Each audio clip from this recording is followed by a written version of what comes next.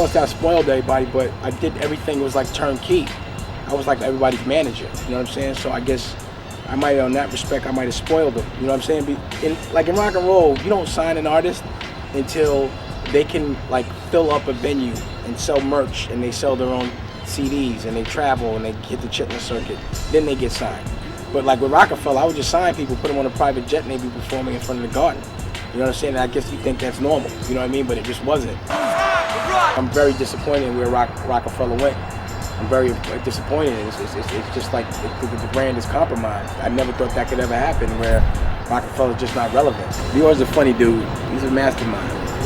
Brilliant, and he's not scared. I think his influences what broke up Roc-A-Fella. It's just all business, man. And that's that. Even though I'm not running it no more, you still don't want to see something go down. You know what I'm saying? So it's like, it feels good, but it feels bad. It's like bittersweet. It's hard. You know what I'm saying?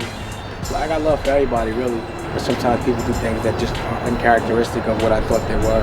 I wish Beans could have been a little more. You know, I was surprised at certain positions he took. But you know, he's a man, you gotta do what you gotta do, and that's where I leave it. Kanye's a funny cat to me, man, because I never know if he's acting or not. You know, I know Kanye, and from what I remember, that when Kanye I see on television isn't the Kanye I know. So he's either really brilliant and he's a genius, or at times he's probably lost his mind, one or the other. You know what I'm saying? But usually geniuses lose their mind anyway. But I always will admire his hustle, his work ethic. And the Louis Vuitton deal he did was very impressive to me. You know, that was a big deal. Those French don't fuck with anybody. So the biggest thing to me he ever did was do a sneaker with Louis Vuitton.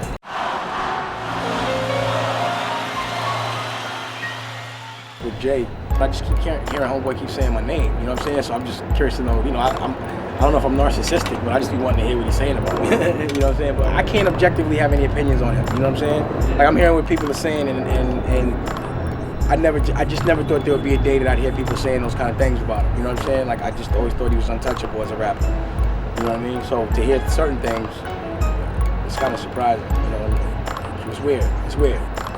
Like you would think that, and the way I hear things, people think I'm the one that makes people say those things. I'm the one that really I'd rather protect that legacy. I thought he was the illest of all time, and to not feel that way anymore is kind of weird, you know what I mean? I probably would have stopped back at Blueprint 1. I haven't seen him in like 2, 3, 4 years. I mean, I miss him. I don't like what's going on with him and Jim. You know, he's like my little brother, all of them. You know, I'm 7 years older than him, so I wish I could advise him, you know what I mean? But you know, he's always gonna be my dude.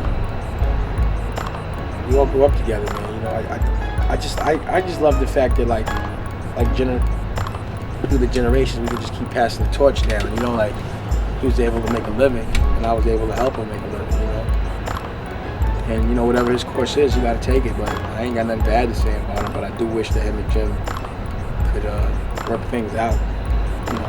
Just looking at how much money that Jay and I fucked up. You know, built the brand for 10 years and died. That shit tattooed on my arm. Diplomats are the same, man. They're legends. They don't even know it. They're legends around this planet. Around the planet, they're legends. Fuck the cat, man. No matter what. I always felt like Jimmy didn't need to be in the rap market. Like you know, he's not known as a lyricist. But his personality is big like a rock star, and all the doors are closed on him in the urban marketplace because people are scared of him. And I know how that is because I'm in the same position. So it's like you got to go outside where they can't touch you and get that real money. Jim is dealing a lot with the urban world. You know, he still fucks with Koch and these guys, and I don't like those guys. You know what I mean? I don't like that music business, but that's the business he knows. So that was the reason why I went to go do the rock and roll. So whatever I do, I'm going to include him, and if something needs to get done, I'm going to help him out with it. But if he's surrounded by people I can't really fuck with, then, you know, I'm not going to be able to touch that because I don't want to hustle sideways. But anything Jim does and anything he needs me to be a part of, like we got the Splash Network together. So I'm hoping that his next album is a different kind of project than the last one, even though I like that album. But I think he's evolved, he's gotten so much better lyrically, but I think he has a bigger world than he knows. I think more people like him than he knows. You know, like he's catering to one demo. It's a bigger demo out there. So in that respect, yes, like you know how we put it with MGMT and I just put it with the Black Keys, I'm gonna keep putting him with those kind of things until it happens. And I know once it happens good for him, he's gonna stay there. You know what I mean? So whatever Jim does, man, that's my man, B. I don't care what nobody say about him either. He's loyal, man. I like him a lot.